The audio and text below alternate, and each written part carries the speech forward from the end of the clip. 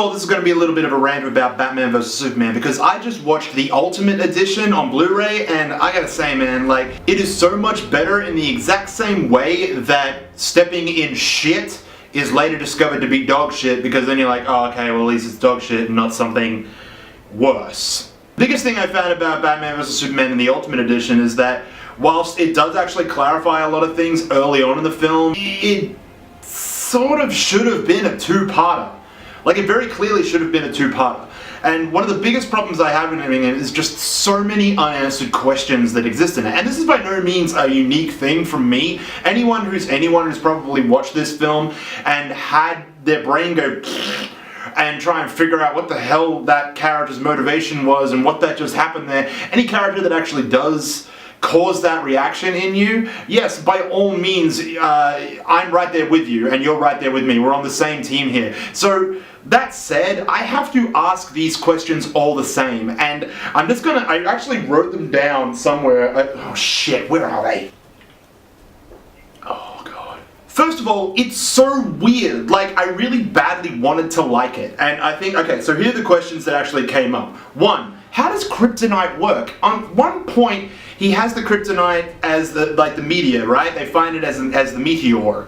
And then they crack it open from its shell out of the ocean, and then they they cut a slither off it and they use it against Zod's body. And that's fine. You know, we know that Kryptonite hurts Kryptonians, that makes sense. Oh god. But then we have this situation where, like, Batman tries to steal the Kryptonite, which is awesome, and then he's running through and he's doing everything, he's in the car and everything's coming by and he's trying to kill everyone in the way of him trying to kill Superman, apparently. And then he actually manages to get the Kryptonite after, you know, losing it and Lex keeping it, and then breaking into Lex Corp to actually get it again, which I can't even remember if we actually saw. I genuinely may have fell asleep. But at that point, he then weaponizes it into a gas in the form of these gas pellets sort of thing. And that's great. So then he uses that to actually burst Clark, and it's bursting as like this green gas that is like an aerosol, and he's breathing it all in. And that's awesome, that's cool. But then, later we see him reveal the spear. And the spear. And the spear is, you know, a big jousting stick. You know, it's on a big long pole. And you can assume Superman put it on a long pole because he wanted to keep his distance from Superman, right? And that's why he wore all the armor as well. Like, he'd want to fight from distance, but understanding that he'd close gaps and things like that. If you understand Superman, you'd assume that. You go through this whole sort of process where it's a spear, and then it's an aerosol, and the aerosol is sort of bright green in its nature, and the meteor was dark green with a little green speckling and iridescence in it and everything, and then the spear, the point right at the end of it was the same sort of stuff like the meteor. That's great. But then he shoves it into the earth to sort of hold that for later as like his sort of trump card, I guess. But then later in the film, when he rips it back out of the earth, he is lit up. He is lit up in this green light and this green glow, and the whole scene is just bright green. And it's almost as if Kryptonite is sort of the opposite of those glowing stars you used to put on your ceilings as a kid. Like, the more darkness it is, the brighter it gets. But this shit was underground for ages and everything, and it never lit up or anything like that. So what's the deal? Was it purely done as just a film effect to have happen? And all I can answer is that yes, that was the case. It was something that was purely done just for the visual effect of it all. Not because you wanted to keep people within the story or keep people on. It was because I lit my scene too dark and I need a green light source to create the drama. Save Martha! So the next question is with the fight and the Martha thing that everyone had a problem with. So we have, he says Martha, and then Bats loses his shit because he's, in this universe of Batman, he's an unhinged sociopath, which, you know, if you know Batman, is okay. Like, you know that guy's just teetering on the edge there, so that makes sense. But then he starts losing his shit and he screams it over and over and over again. Why did you say that name? Why did you say that name? And he just wants to, he just wants to know why he said Martha, and it's just crazy, right? But he never actually says, why did you say Martha? Like, he never says the actual word Martha more than once. Like, he says it at the start when Soups first says it, and then he just says, why did you say that name, why did you say that name, why did you say that name over and over again, right?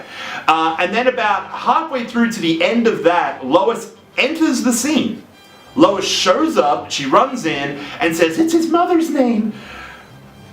Could she hear the whole conversation taking place outside of the giant industrial park where she just landed and a helicopter took off?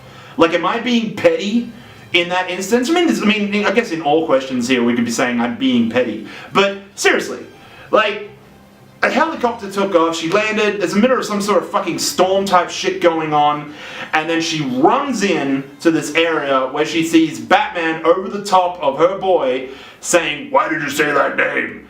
And she just assumes, I guess, oh, he just must be bringing up the Martha thing because he never stops talking about his fucking mother. So obviously he said mother again. The master plan. Let's talk about the master plan. Alright, so Luthor's whole plan is to pit Batman against Superman.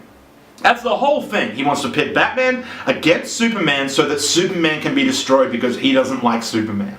You know, he convinces him, you've got to go fight Batman. And Superman goes, right, well, I'm going to go do this, and I'm going to just tell Batman what's happening. And then that whole plan takes place purely so Lex can get rid of Superman. So Lex's whole plan is to get Batman and Superman to fight, and for Batman to kill Superman.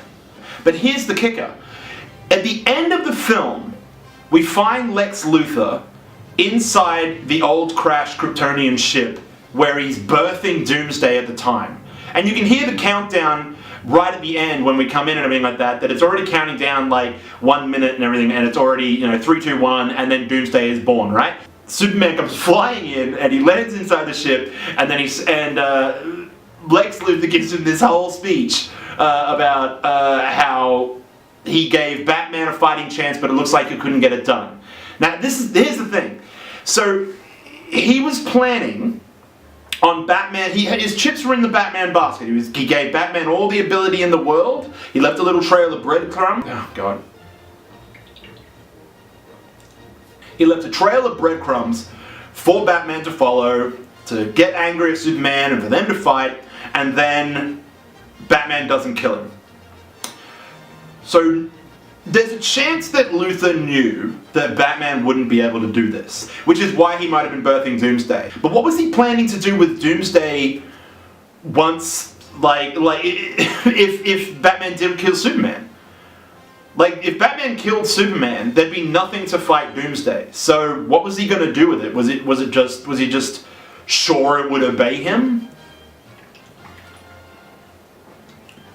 Ugh. The thing is just, there's so many fucking questions. To be honest, like, I have an unbelievable amount of questions I've actually listed here and everything like that, but I'm also almost out, and I'm not going to keep going. I'm not going to keep you guys going because I'm just going to be rehashing things a lot of you have already seen. But I will bring up one final point. I really liked this movie. I really did. Like, with all the questions and all the shit that actually took place, with everything that I fucking hated about it in terms of the story and a lot of it making sense, I don't make any excuses for it whatsoever, but I just liked it. It's just an enjoyable film. I'm not going to give it a rating or anything like that because I don't do ratings. I believe you're going to make your own merits from what you actually see, but do actually fucking grab it on Blu-ray if you haven't. I'm about to jump into the special features and extras and enjoy myself a lot more, and we'll just see where we go from there. But anyway, guys, thanks for actually tuning in, and I'm once again so sorry. You just shouldn't be here.